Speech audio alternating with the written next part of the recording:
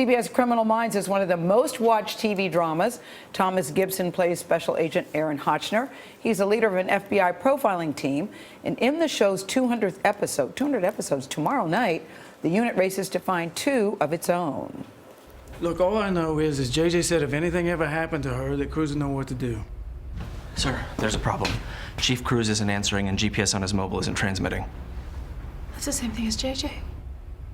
Garcia, have Rossi and Blake check out Cruz's house, and Anderson, put Agent Giroux's family into protective custody. This is SSA Hotchner with the BAU. I need to speak to the director. Thomas Gibson, good morning to you. Morning. What people didn't see is they were adjusting my microphone. It was just kind of funny that it came out at the same time. Never mind, inside joke. Thomas Gibson, welcome to you. Because this is the thing, your 200th episode tomorrow night, and I was reading that you said when it first launched, because you were launched against a juggernaut on Lost, It's true. you said, we're probably not even going to last a season. Well, we weren't sure. I mean, I think one of the nice things was expectations for the show were reasonable. They weren't. They What does weren't too reasonable high. mean? Well, just basically, I think a respectable, maybe second place. You know. So when expectations are really high, you know, you're doomed. And by maybe the middle of the first season, we'd found an audience, and then we kind of caught this juggernaut of a show. And I was telling you that earlier, when people start saying in the airport, hey, I like your new show, then you know you're doing something right. So why is it so popular? You know, I think it's that when I read stories about these unspeakable things that people do to each other, I wonder what happened in this person's life to make them capable of that. And I think that's a universal kind of theme, and the show does very well all over the world. And I think that's part of the reason. Well, it's the only show really that focuses on the criminal mind, the killer's instinct, what makes him tick. Exactly. And to me, there's something very fascinating about it, but disconcerting too. Do you Certainly think so? disconcerting, absolutely disconcerting.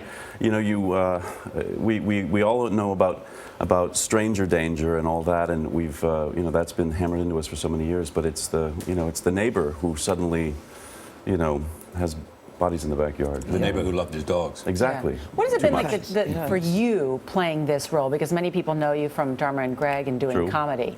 True, and I'm pretty unfunny these days. I look forward to getting back to some comedy maybe, but no, I mean, my character, he feels the ticking clock very intensely. He's trying to perhaps too much focus on his part, but he's trying desperately to do the job as well as he can, and juggle being a single dad. What did you learn from the FBI behavioral unit? To not discount anything, to pay attention at all times, which is, I think, feeds into why my character's maybe a little too intense. Is that in what way? Give an example. Even things that seem small. I just directed an episode where it's based on a real story that Jim Clemente, who's a retired profiler, who's actually a writer on our staff now, had solved at the end in his last year of working with the unit. And he basically said that he walked in to this house in a state I won't say, but there was a bag of concrete mix leaned up against the house. He said, "That's not a good thing." No, that's not a good sign. And it was very. I mean, it could easily have been missed. But he said, I went back and looked at the picture, and I thought, that's not an accident. I'm a little scared just hearing that. Your bio says this about you: ruggedly handsome. Golden Globe nominee. I'm thinking that's a nice bio. Nothing I can do about that one way or the other. But this is the point. Except say it thank you, also I guess. says that you play the ukulele, and I'm thinking that's not something that I would associate with a ruggedly handsome guy. Ukulele, Thomas. Yeah, the ukulele. It's easy to travel with. I don't have it today, sadly, but yeah, maybe next time. Maybe next time. Congratulations, your 200th episode. Thanks very much. Appreciate it. That's huge. That's huge for CBS. We thank you for that. The 200th episode of Criminal Minds airs tomorrow night at 9, 8 Central, right here on CBS.